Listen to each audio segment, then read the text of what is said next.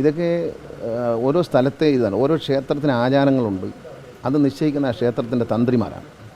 അപ്പോൾ ഭരണാധികാരികൾക്ക് അങ്ങനെ ഒരു മാറ്റം ആവശ്യമുണ്ടെങ്കിൽ തന്ത്രികളുമായി ചർച്ച ചെയ്ത് തന്ത്രിയുടെ അനുമതി വെച്ചുകൊണ്ടോ അല്ലെങ്കിൽ ദേവപ്രശ്നം വെച്ച് നോക്കിയിട്ടോ ഇതാണ് ഹിന്ദു ക്ഷേത്രങ്ങളിലെ ആചാരം. ഇപ്പോൾ ഗുരുവായൂർ ദേവസ്വത്തിൽ ഗുരുവായൂരമ്പലത്തിൽ ചുരിദാറിട്ട് കയറാമോ എന്നൊരു ചോദ്യമുണ്ട്. അവിടെ ഒരു തന്ത്രിയുടെ നേതൃത്വത്തിൽ ഒരു വലിയ സദസ്സ് വിളിക്കുകയും അവിടെ ഒരു ദേവപ്രശ്നം നടത്തുകയും ചെയ്തു. ഇത് ഹിന്ദു ആചാരമാണ്. അപ്പോൾ അതാത് ക്ഷേത്രങ്ങളിലെ ആചാരമനുസരിച്ച് അവർക്ക് ഷർട്ട് ഇട്ട് കയറണമെന്നോ മുണ്ടുടുത്ത്, പത്മനാഭസ്വാമി ക്ഷേത്രത്തിൽ മുണ്ടുടുത്ത് മാത്രമേ കയറാൻ സമ്മതിക്കൂ. അപ്പോൾ അത് അവിടുത്തെ ആചാരമാണ്. അത് അവിടെയുള്ള ഭരണാധികാരികളും അത് ആ ക്ഷേത്രത്തിൻ്റെ ഭരണാധികാരികളും അവിടുത്തെ തന്ത്രിയും അവിടുത്തെ പൂജാരിയും ഒക്കെയാണ് തീരുമാനിക്കുന്നത്. അതനുസരിച്ച് പോകാൻ പറ്റുന്നവർ പോയാൽ മതി. അതൊക്കെ ഓരോ മതത്തിന് അതിൻ്റെ ആചാരങ്ങളുണ്ട്, ഓരോ സമുദായത്തിന് അതിൻ്റെ ആചാരങ്ങളുണ്ട്. അത് പാലിക്കാൻ നമ്മൾ ബാധ്യസ്ഥനാണ്. ഇപ്പോൾ ഞാനൊരു ഹിന്ദു മതത്തിൽ ജനിച്ച ആളാണ്. ഞാൻ ഇസ്ലാം മതത്തിൽപ്പെട്ട ഒരു ചർച്ചിൽ, ഒരു പള്ളിയിൽ, മോസ്കിലേക്ക് ചെല്ലുമ്പോൾ ആ മോസ്കിൽ നിലവിലുള്ള ആചാരങ്ങൾ മാനിക്കാനും അനുസരിക്കാനും ഞാൻ ബാധ്യസ്ഥനാണ്. ആ കാലത്തിനനുസരിച്ച് മാറ്റം എല്ലായിടത്തും ഉണ്ടാകുന്നുണ്ടല്ലോ. വിപ്ലവകരമായ മാറ്റങ്ങൾ ഉണ്ടാകുന്നുണ്ട്. കേരളത്തിലെ ഏറ്റവും വലിയ ക്ഷേത്രമായ ശബരിമലയിൽ ഏത് വസ്ത്രം വെച്ച് പാൻറ്റിട്ടും പോവാം, മുണ്ടെടുത്ത് പോവാം, സാരി ഉടുത്ത് പോവാം, 2-3 ജാക്കറ്റ് ഇട്ട് തലയിൽ കെട്ടിയിട്ട് പോവാം.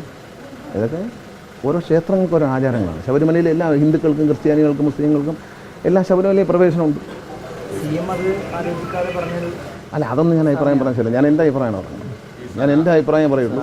മറ്റുള്ളവരുടെ അഭിപ്രായങ്ങളെ വിമർശിക്കാനോ മറ്റുള്ളവരുടെ അഭിപ്രായങ്ങളെ ഇത് പറ്റുന്നത്. എൻ്റെ അഭിപ്രായം എന്ന് പറയുന്നത് ഓരോ ക്ഷേത്രങ്ങൾക്കും ഓരോ ദേവാലയങ്ങൾക്കും, അത് ഹിന്ദു ക്ഷേത്രങ്ങളെന്ന് മാത്രമല്ല ക്രിസ്തു മത ദേവാലയങ്ങൾക്കും ഇസ്ലാം മത ദേവാലയങ്ങൾക്കും അതിൻ്റേതായ ആചാരങ്ങളുണ്ട്. അതനുസരിക്കാൻ നമ്മൾ ബാധ്യസ്ഥരാണ്. അല്ലെങ്കിൽ അങ്ങോട്ട് പോകണ്ട. ഇപ്പോൾ ഞാനൊരു ക്ഷേത്രത്തിൽ ചെല്ലുമ്പോൾ ഷർട്ട് അഴിച്ചാലേ കയറാൻ പറ്റൂ എന്ന് പറഞ്ഞാൽ അത് അഴിക്കാൻ ഞാൻ സന്നദ്ധനാണെങ്കിൽ അവിടെ പോയാൽ മതി. അവിടെ പോയി വഴക്കുണ്ടാക്കാൻ പോകേണ്ട കാര്യമില്ലല്ലോ.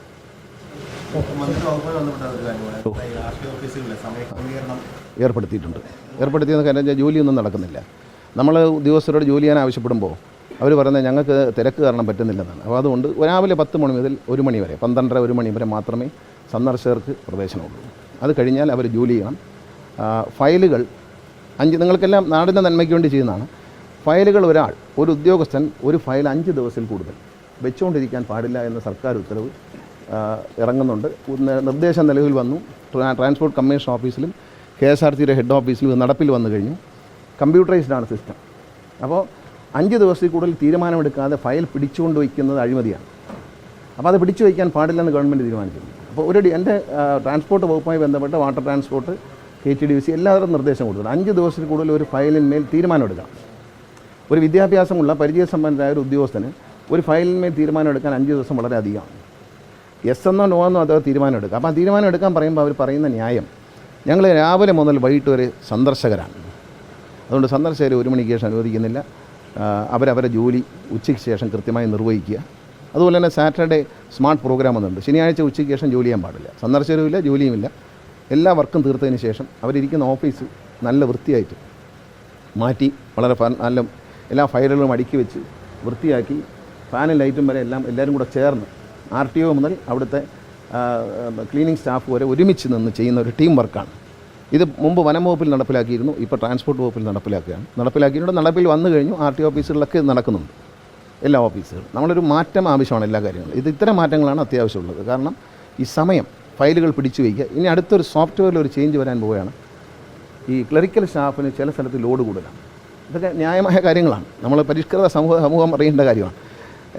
ചിലർക്ക് ഇപ്പോൾ എറണാകുളത്ത് ജോലി ചെയ്യുന്ന ഒരു RTO ഓഫീസിൽ ഒരു ക്ലറിക്കൽ സ്റ്റാഫിനോ അല്ലെങ്കിൽ കോഴിക്കോട് ഇരിക്കുന്നതാണല്ലോ വളരെയധികം വർക്ക് ലോഡായിരിക്കും. ഉദാഹരണത്തിന് എൻ്റെ മണ്ഡലമായ പത്തനാപുരത്ത് അല്ലെങ്കിൽ കോന്നി ഇങ്ങനെയുള്ള സ്ഥലങ്ങളിൽ ചെല്ലുമ്പോൾ വർക്ക് ലോഡ് വളരെ കുറവായിരിക്കും. ഒരു ദിവസം 4-5 ഫയലേ കാണുള്ളൂ. മറ്റിടത്ത് 200-300 ഫയൽ കാണും. ഇനി അങ്ങനെയല്ല, എല്ലാ ഫയലുകളും കേരളത്തിലെമ്പാടുമുള്ള ഫയലുകൾ ഡിവൈഡ് ചെയ്യാൻ പോവുക. ഓരോ ക്ലറിക്കൽ സ്റ്റാഫിനും തത്തുല്യമായ വർക്ക് കിട്ടും. അപ്പോൾ വർക്ക് ലോഡ് കൂടില്ല. പക്ഷേ കാസർഗോഡ് ഫയൽ നോക്കുന്നത് ചിലപ്പം പുനലൂരോ കൊട്ടാരക്കരയിലോ ആയിരിക്കും. എവിടെയാണ് വേക്കൻറ്റ് വരുന്നത് വെച്ചാൽ അവിടത്തേക്ക് ഈ ഫയലിനെ കമ്പ്യൂട്ടറൈസ്ഡ് ആയിട്ട് തന്നെ സോഫ്റ്റ്വെയറിലൂടെ തന്നെ ഡിവൈഡ് ചെയ്തു. അപ്പോൾ ആരുടെ വണ്ടിയുടെ ഫയലാണ് ഞാൻ നോക്കുന്നതെന്നോ എവിടെയാണ് എൻ്റെ ഫയൽ പോയിരിക്കുന്നതെന്നോ എനിക്ക് കസ്റ്റമർക്കോ അല്ലെങ്കിൽ ഈ ഉദ്യോഗസ്ഥനെ അറിയാൻ പറ്റത്തില്ല. അതായത് കാസർഗോഡ് ഫയലിന് തീരുമാനം എടുക്കാൻ കൊടുക്കുന്നത് ക്ലറിക്കൽ സ്റ്റാഫിന് പോകുന്നത് ചിലപ്പം കൊട്ടാരക്കരയിലോ പത്തനാപുരത്തോ ആയിരിക്കും. അപ്പോൾ അങ്ങനെ ഒരു സംവിധാനം വരാനുണ്ട്. അപ്പോൾ അങ്ങനെയൊക്കെ വരുമ്പോൾ വർക്ക് ലോഡുകൾ തുല്യമാവുകയും നീതിപൂർവമായ കാര്യങ്ങൾ ഈ ഫയൽ പിടിച്ചു വയ്ക്കില്ല. പിന്നെ വെച്ചിട്ട് കാര്യമില്ലല്ലോ. കാസർഗോഡ് നിന്ന് ആരും നമ്മളെ കാണാൻ പറ്റില്ലല്ലോ. പിടിച്ചു വയ്ക്കുന്ന പ്രശ്നമില്ല. അപ്പോൾ അത്തരം പരിഷ്കാരങ്ങളുടെ ഭാഗമാണ് ഉച്ചയ്ക്ക് ശേഷം ഓഫീസിൽ കയറണ്ട എന്നുള്ള കാര്യം ജനങ്ങളും അംഗീകരിക്കുക. ഉച്ചയ്ക്ക് ശേഷം അവർ ജോലി ചെയ്യട്ടെ.